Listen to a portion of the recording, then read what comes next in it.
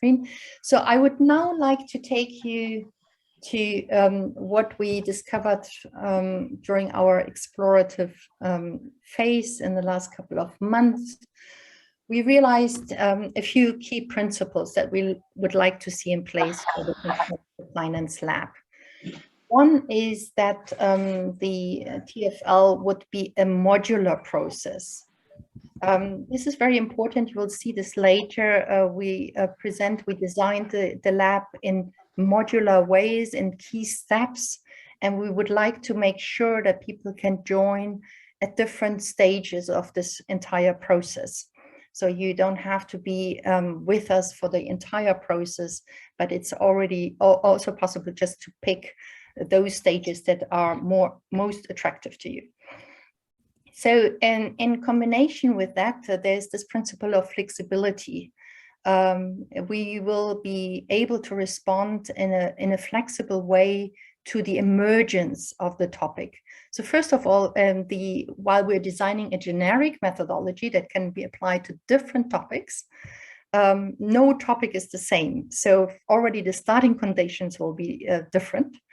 But then we also expect that during the course of the process, there will be an emergence of new developments, maybe that we haven't provided for. And this really leads us to my next principle, to our next principle, which is that of a facilitated process. It's a facilitated process. There's no guarantee for certain outcomes. It's a process that is designed for people to take ownership, it's designed for the emergence of the new, rather than for the prediction and the prescription of what should be expected at the end of the process.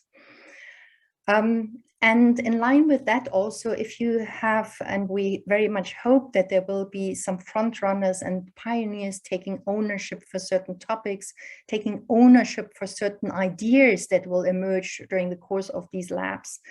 That will also allow us to make the lab outcomes scalable, because then it will not be about EVPA taking the lead and managing an entire process, but actually we are there to facilitate a process and to give some impulses into the community. And we then hope that some of you will take them up and take ownership and take them forward and again, scale it in your own network. So this is a little bit the idea behind it. And I would like to introduce two core elements that we'd like to see in place in the lab, which we feel are very important. The first element is that we discovered during our research that obviously a lot of lab methodologies are based on design thinking, innovation methods that are very, very valuable, but we felt there was something missing. And what was missing was to explore, or having a process and tools to explore future possibilities. This is something that we would like to inbuild into the lab process, so that we can explore future possibilities, and then take the insights that we can gain from these explorations and turn them into actions that allow us then to shape the future that we want to see. The second core element here is the role of a system map, which we in the team, we all like very much. And we find it very beneficial because it helps us to move from what I would call, it's me who invented this, but what we generally in system practices call moving from ecosystem to ecosystem awareness. And this is very important if you engaging in transformation work, because we all realize we cannot do it all ourselves, but in order to develop this ecosystem awareness, it is very important to be supported by the kind of tools that allow you to develop this ecosystem awareness. And there is a method that we're going to use, system mapping, that allows us to see who's doing what in the system, but also, and maybe more importantly, to explore the dynamics in the system, those things that we want to see that are enabling, that are inhibiting, that are the causes and effects. And out of this exercise, we'll then understand where I can best intervene, where I need to collaborate because it's not my strength, and where can I best align and support others in this process. So this is something very important. So let me just give you a rough overview, and I'll finish there, but I just wanted to give you a rough overview on the main steps that we envisaged for the lab process. So there will be a launch phase, which should not be underestimated. Maybe it's less interesting than an ideation phase, but it is nevertheless very important to set the scene, identify the people in the room who want to engage and support the process, also identify and frame the entire lab. The second and the third one, I briefly mentioned this, it's about exploring the futures and mapping the systems. And mapping the system will then help us to find the leverage. So the point of intervention where I will have the maximum results with the minimum of input and effort, hopefully.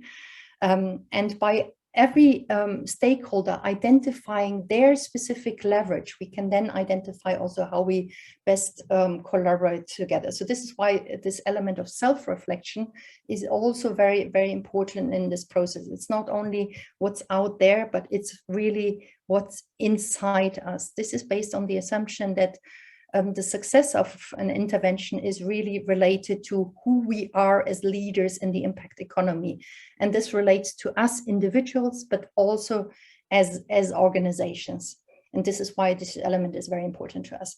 So then this will evolve into an ideation phase, which then leads to prototyping and an implementation phase. I'd just like to stress that this phase now, it looks very linear and straightforward. Actually, it's not. It's a constant diverging and converging movement with a lot of grown zones. That means grown zones means zones where you feel uncomfortable. And there's a lot of, there will be a lot of feeling of uncomfortable, of uncertainty also as part of this process, because we are really embarking on something that is new, that hasn't been done before.